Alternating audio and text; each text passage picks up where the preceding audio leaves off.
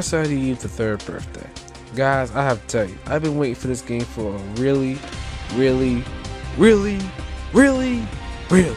long time.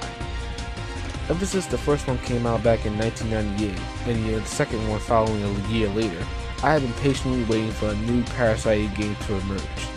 Now, nearly 11 years later, Square Enix has found the time to release Parasite Eve: The Third Birthday.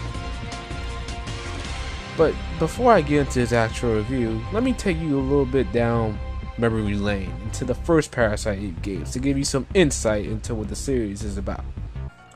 Going back to the first Parasite Eve game that was released in 1998, it was successfully combined two genres, survival horror and action RPG, to make an extraordinary experience. The game starred Aya Brea, an NYPD detective who was going on a date one night to the opera when suddenly the audience bursts into flames, leaving only her alive. She then confronts Eve, a woman whose mitochondria cells have evolved and decided to rebel against humans. Aya, whose mitochondria cells also happen to be special, protects her from Eve's wrath and is the only force stopping Eve from destroying New York.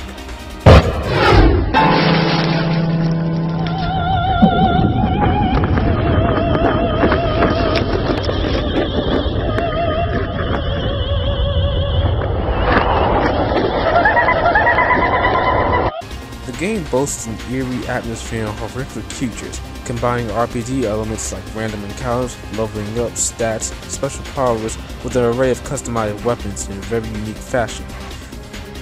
The second game keeps the same tone as the first, with more refined graphics and gameplay mechanics. It's pretty much what you can expect from a sequel. In both games, Aya, while not the best female lead, is pretty tough, outgoing, and kind of a wise guy if you get my meaning. While she is not without flaws, she still does what it takes to get the job done, and isn't afraid to say what's on her mind. The games were a hit, scoring fairly well with reviewers, and they, much like me, were eagerly waiting for another game to be made. However, right after Parasite Eve 2, the series just went dark. Fast forwarding from 2000 to 2008, a glimpse of hope was on the horizon as a Parasite Eve game was announced for phones, but was quickly ditched to be made for a PSP, and now, nearly 11 years later, is the third game in the series, simply named The Third Birthday.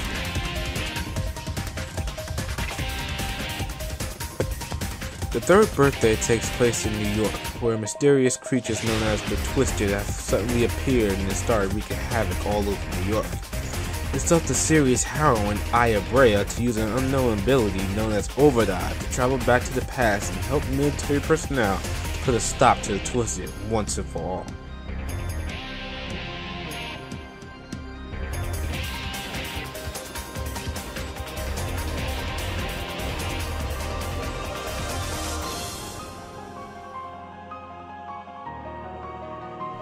Not only has Aya developed a new ability of Overdrive, she seems to have developed a new personality.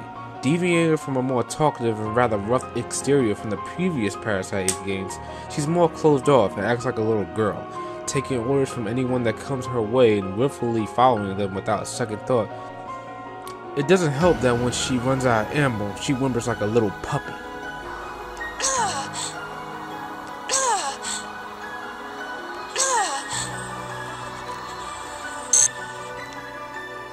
This makes for a rather weak lead character and doesn't help that the other characters aren't any better. Sure, there's profiles that you can read up on their backstory, but they're one-dimensional and offer no real substance to the story, except for a high board. Being from Square Enix, it should be no surprise that this game looks absolutely stunning. Attention to detail is excellent, and that's not because when Aya takes damage, her clothes rip in convenient places. The cinematic customs are amazing and push the PSP to its limit. Simply put, this is one of the best looking PSP games to date. The gameplay takes a drastic turn. Completely different from its predecessors, it moves to a third-person over-the-shoulder style, much like Dead Space, Resident Evil 5, Mass Effect, and the like. However, being on the PSP, it doesn't benefit from the controls of those games.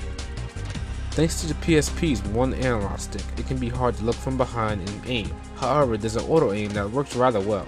Pretty much going from one target to another makes the game rather easy to control rather than relying on skill. Not only can Aya use Overdrive to travel to the past, she can use it to possess military personnel in combat.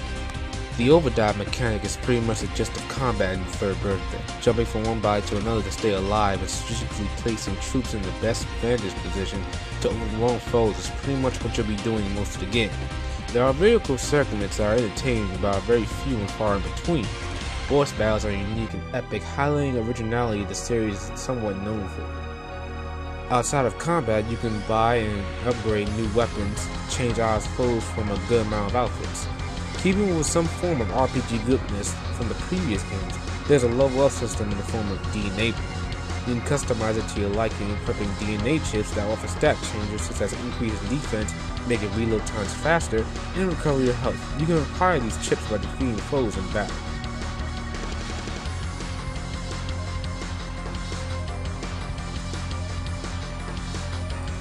The voice acting is without doubt top notch. However, cliche lines in the script makes it hard to take the cast seriously. Are you scared? Dead don't feel fear. That's how you know you're alive. The music maintains the same eerie atmosphere as the first two games and is overall outstanding. The third birthday is without a doubt a hard game. It throws almost endless hordes of foes in your way and almost impossible odds. Make no mistake, you'll be seeing the game over screen many, many times.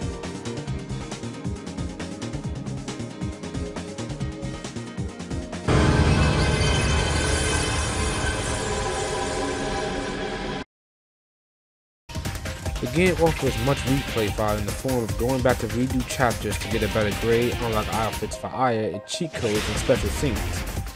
Ultimately, the third birthday is a great game, and if you're into shooters and own the PSP, I don't see a reason not to give this game a try. From Shadow Elite, this game gets an 8.5 out of 10.